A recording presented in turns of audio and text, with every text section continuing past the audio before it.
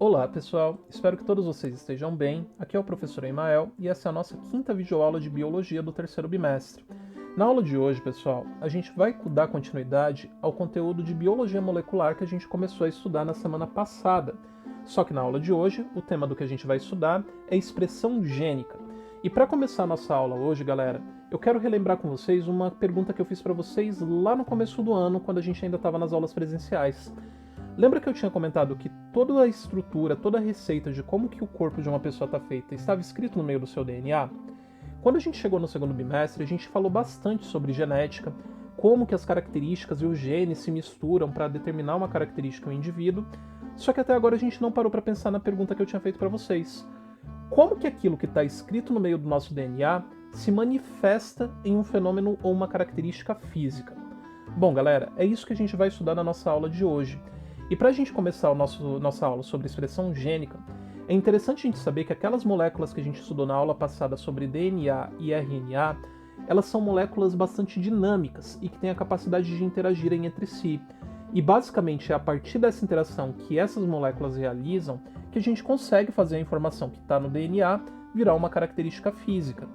A gente viu que o DNA ele é estruturado na sua região aqui central por bases nitrogenadas, seguindo o padrão de adenina, que só se liga com timina, e citosina, que só se liga com guanina. Basicamente, galera, toda a receita de como que você é e como está escrito no seu DNA, está escrito utilizando apenas essas 4 letras. E como que essas 4 letras elas se manifestam nisso tão complexo que é o organismo do ser humano? Bom, na aula de hoje, a gente vai entender exatamente esses processos que levam a isso acontecer, que é a duplicação, a transcrição e a tradução. Primeiro de tudo, galera, o DNA ele tem a capacidade de se manifestar e passar as suas características para frente para futuras gerações. Por isso, ele tem a capacidade de realizar um processo que a gente chama de duplicação.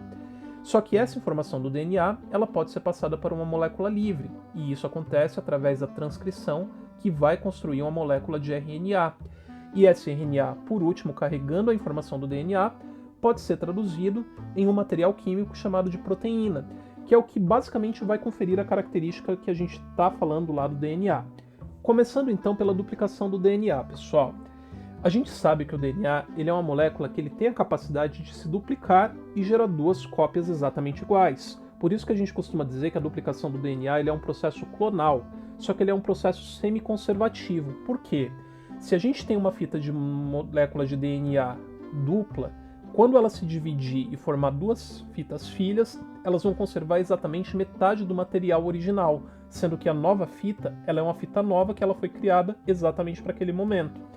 Para a gente entender como que acontece o processo da duplicação do DNA, eu trouxe aqui um esquema nessa tela para que a gente possa observar ele. O DNA, galera, ele não se duplica de forma solitária. Ele precisa do auxílio de algumas substâncias químicas que a gente chama de enzimas, que basicamente são como se fossem algumas moléculas que desrosqueiam o DNA e trabalham para que ele se duplique. E isso acontece em fases. Quando uma fita de DNA ela começa a entrar em um processo de duplicação, a primeira molécula que a gente vai ter em ação é uma molécula chamada de girase. A girase se gruda no começo da molécula de DNA e, como se fosse um zíper, ela começa a correr para outra ponta. Só que conforme ela vai passando, o funcionamento dela faz com que ela vá girando no sentido contrário da torção do DNA. E isso faz com que a molécula do DNA ela fique completamente plana. Depois que teve a passagem da girase, entra em ação uma segunda enzima chamada de helicase, que funciona como uma tesoura. Ela vai passando pelo meio da molécula de DNA e vai cortando e separando ela no meio, deixando 2 fitas separadas. E a terceira fase da duplicação do DNA é a ação da DNA polimerase, que é uma enzima que ela vai se grudar na fita de DNA que está aberta e vai começar a realizar a construção de uma nova fita complementar de DNA. E isso acaba garantindo, galera, exatamente aquele processo que eu falei de formação clonal. Se de repente de um lado eu tenho A, do outro lado a DNA polimerase vai fazer T. Dessa fita aqui do outro lado, se eu tenho T, a DNA polimerase vai ligar o A.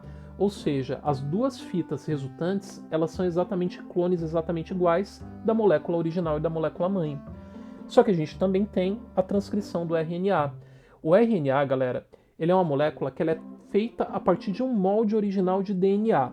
Um RNA ele não se duplica. Na realidade, quando a gente tem a formação do RNA, é até bastante parecido com a duplicação do DNA.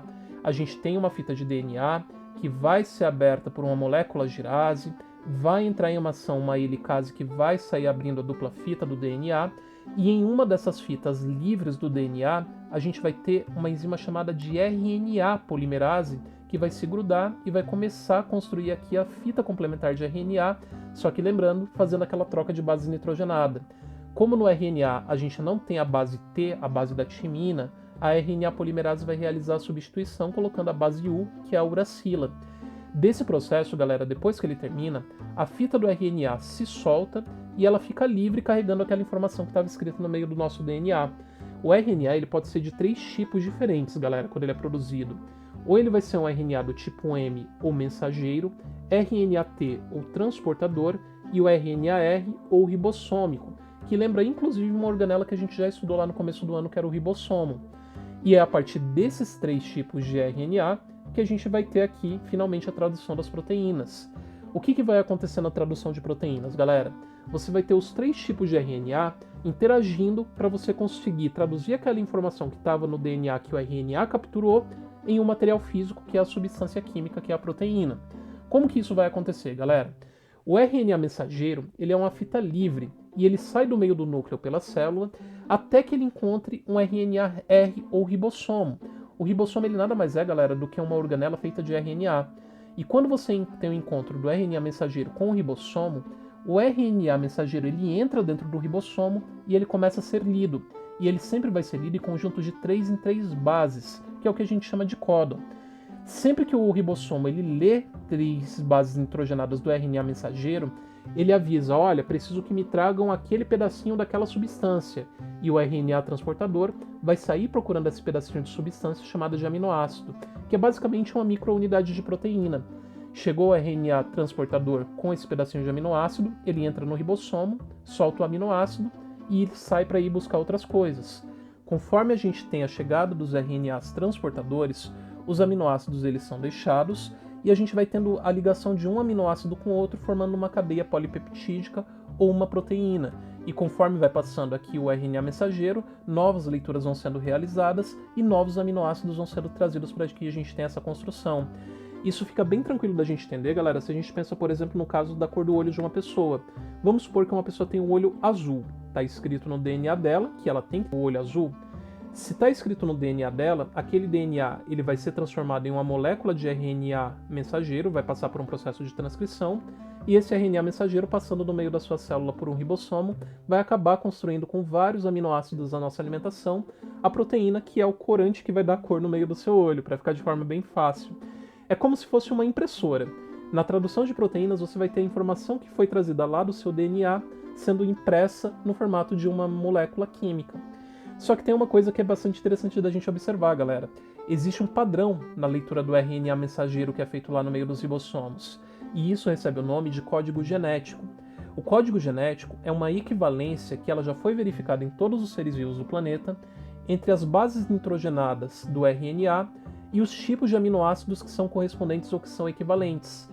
Por exemplo, se chega uma sequência UU e C, a gente vai ter aqui a produção de uma fenilalanina. Ou seja, isso daqui, galera, ele é um código que vale para todos os seres vivos. É basicamente como que o ribossomo ele faz a leitura do seu RNA. A gente costuma dizer que o código genético ele é universal exatamente por isso, porque ele vale para todos os seres vivos. Só que ele é um código degenerado. Por que degenerado, professor?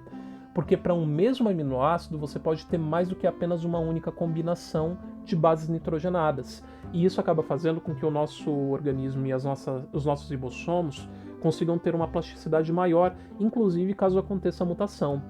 Beleza, professor, mas como que eu faço a leitura dessa tabela gigantesca e dessa tabela feia? Primeiro, galera, se você tem de repente uma determinada leitura que você precisa realizar nessa tabela, você vai se orientar por essas margens aqui da tabela do código genético. A primeira base você vai observar para determinar qual é a linha, a segunda base para determinar qual é a coluna em composição com aquela linha, e na terceira base você vai determinar aqui qual dos 4 possibilidades podem ser. Para a gente testar isso, eu coloquei aqui um exemplo para ficar mais fácil para vocês fazerem uma leitura junto comigo e para todo mundo entender.